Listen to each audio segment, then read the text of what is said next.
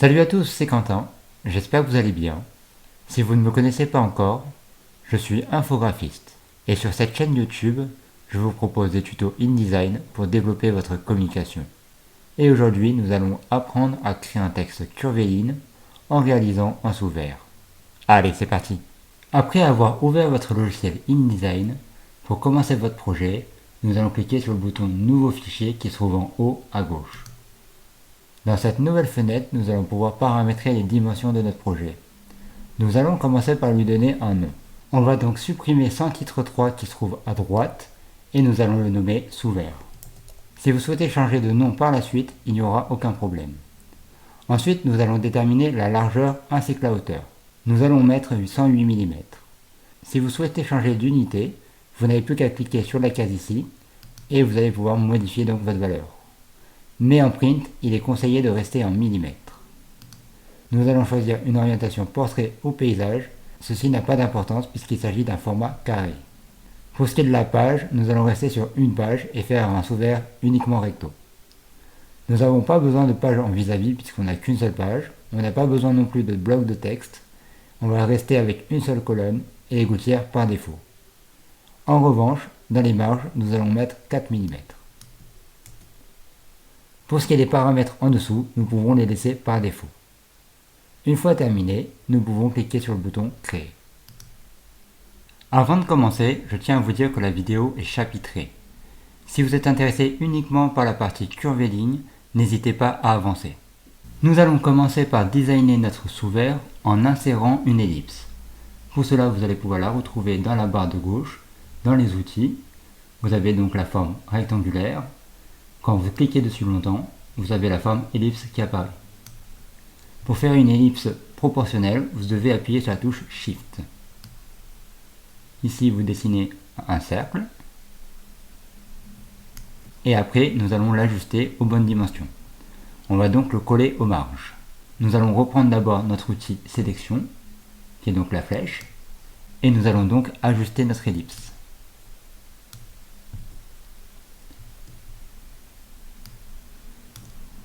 Nous allons maintenant modifier la couleur de la bordure. Si vous n'avez pas encore enregistré de couleur CMJN, vous allez aller sur la barre d'outils à gauche, puis vous allez choisir couleur. Vous allez choisir le deuxième, donc la bordure ici, ou contour, et vous allez cliquer deux fois dessus.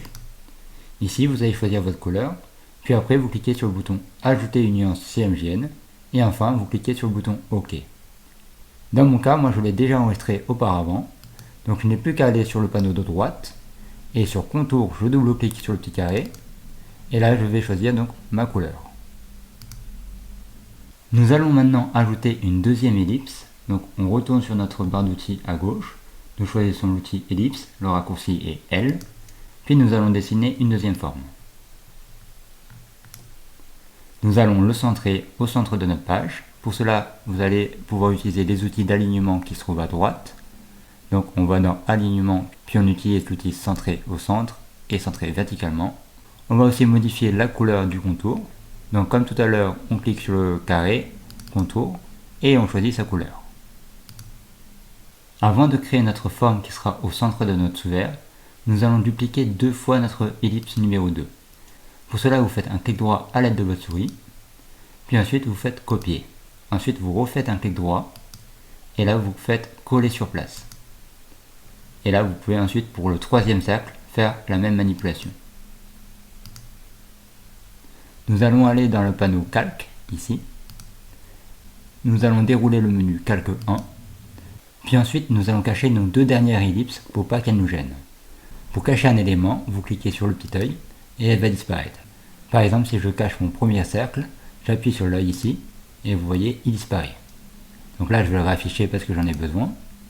Mais je peux cacher en tout cas mes deux dernières ellipses. Puis ensuite, je peux cacher donc le panneau calque en cliquant sur les deux petites flèches ici. Pour information, les deux ellipses que nous avons créées à l'instant nous serviront pour pouvoir faire donc notre texte curviligne. Pour réaliser une forme qui est au centre, comme sur la maquette que je vais vous montrer tout de suite, ici même, nous allons devoir utiliser l'outil Pathfinder. Donc je vais revenir sur InDesign et nous allons commencer par créer un rectangle. Pour cela, donc, on va sur la barre d'outils et on choisit donc rectangle. on va donc dessiner notre rectangle, comme ceci. Nous allons supprimer le contour puisqu'on n'en a pas besoin. Donc on va sur le panneau de droite, on double-clique sur contour et on clique sur 100. On va mettre un fond, n'importe quelle couleur, ça n'a aucune importance. On peut remettre la même couleur, comme ceci. On va sélectionner donc notre rectangle et notre ellipse pour pouvoir les aligner. Tout d'abord, nous allons cliquer sur la première icône dans Alignement pour pouvoir déterminer l'objet clé. Donc on appuie longtemps dessus et on choisit donc Aligner sur un objet clé. Par défaut, donc InDesign nous sélectionne notre premier objet. C'est pas celui qu'on veut, c'est le cercle ou l'ellipse. Donc on sélectionne l'ellipse et ensuite dans Alignement, on vient centrer l'ensemble. Nous pouvons maintenant retourner sur l'outil Sélection et cliquer une fois dans le vide. Nous allons resélectionner donc nos deux éléments. Puis ensuite, nous allons utiliser l'outil Pathfinder comme je vous l'ai dit. Souvent, il est dans le panneau de droite, juste en dessous des alignements. Si ce n'est pas le cas, vous allez aller dans les menus de InDesign en haut. Vous allez sélectionner Fenêtre. Puis ensuite, vous allez sélectionner l'option Objet et mise en page. Et là, vous allez choisir Pathfinder. Vous avez donc une nouvelle fenêtre qui s'affiche. Et là, vous avez utilisé la deuxième icône sous Pathfinder. Puis ensuite, vous pouvez fermer la fenêtre.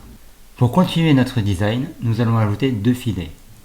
Donc, nous allons aller sur l'outil Trait ici, et nous allons dessiner donc deux traits. Nous allons modifier sa couleur, notamment sa bordure. Donc, comme d'habitude, vous cliquez sur Contour, et vous choisissez donc votre couleur en CMJN.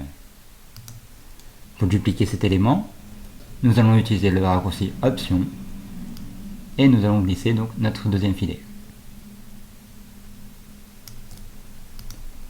Maintenant, nous allons écrire un texte. Pour cela, on va aller dans la barre d'outils chercher un bloc de texte. Et nous allons dessiner un rectangle pour pouvoir donc insérer notre texte. Pour le centrer, donc nous soulignons l'ensemble de notre texte. Nous allons commencer par utiliser le raccourci Commande B pour le mettre au centre de notre bloc. Donc dans Justification verticale, Alignement, nous allons dérouler le menu puis choisir Centrer. Pour avoir un aperçu, vous cliquez sur la case Aperçu ici. Et quand c'est bon, vous pouvez cliquer sur le bouton OK.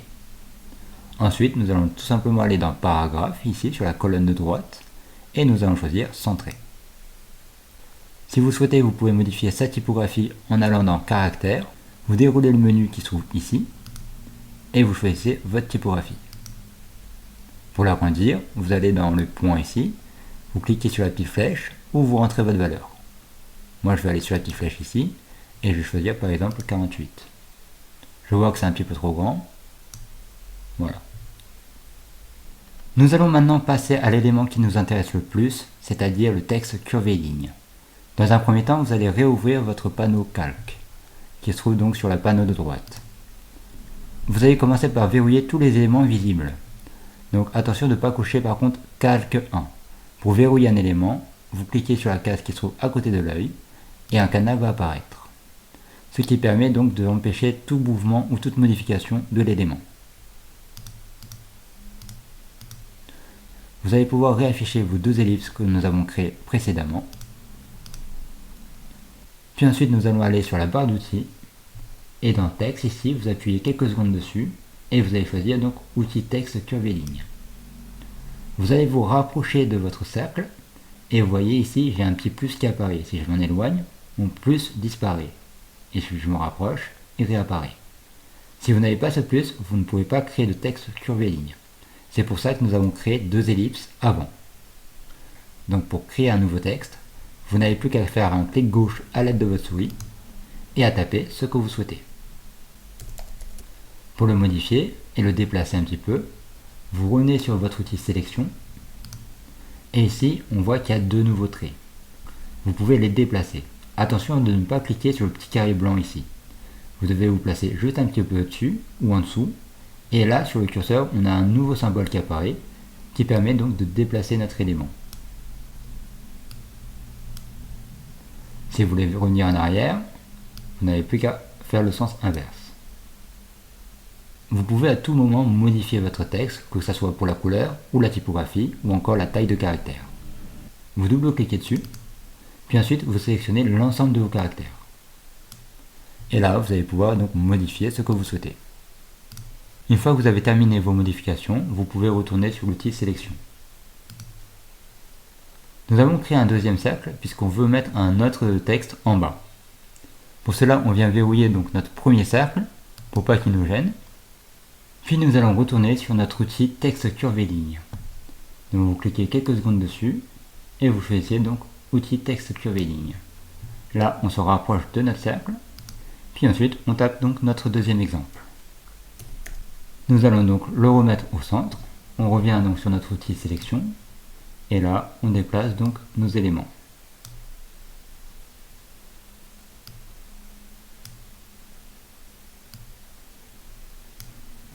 InDesign vous propose des options concernant vos textes curvés et lignes.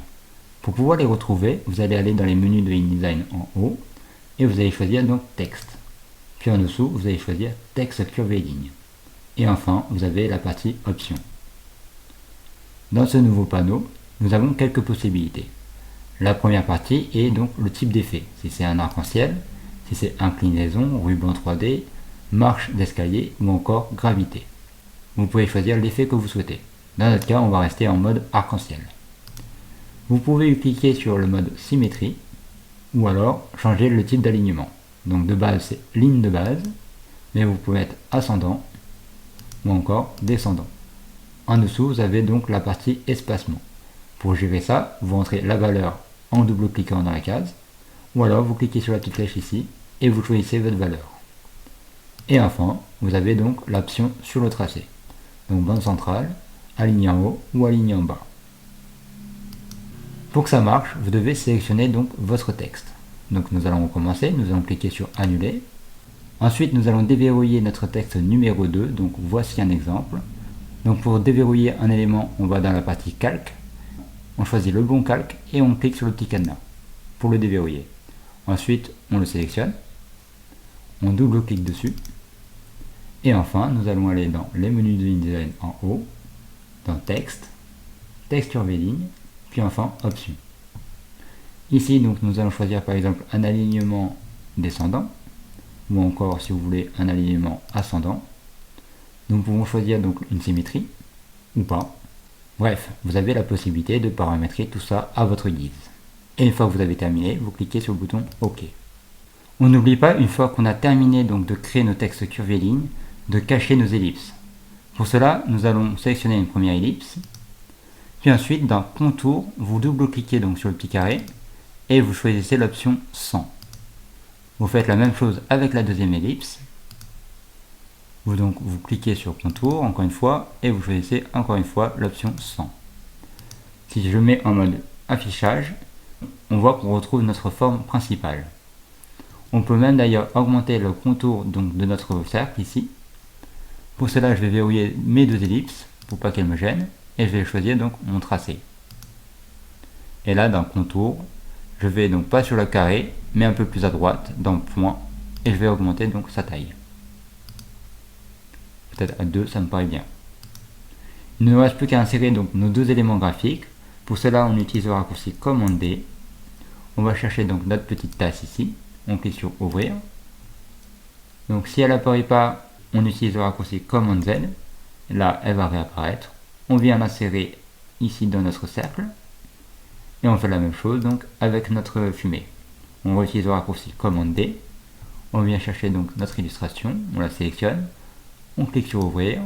Elle n'apparaît pas. On clique sur Commande Z. Elle vient. Et puis on l'insère en haut. On va aligner ça correctement. À peu près comme ceci. On va redescendre. Bref, il ne vous reste plus qu'à donc mettre en page votre sous-vert et enfin à l'exporter en PDF. Voilà, nous arrivons à la fin de ce tutoriel. J'espère que ça a pu vous aider et que ça vous a plu. Si c'est le cas, n'hésitez pas à mettre un pouce bleu sur la vidéo et à la partager pour aider d'autres utilisateurs sur InDesign. N'oubliez pas que vous pouvez aussi télécharger mon e-book sur la partie impression. En tout cas, bonne création, prenez soin de vous et à bientôt. Allez, à plus pour une nouvelle vidéo. Salut, salut!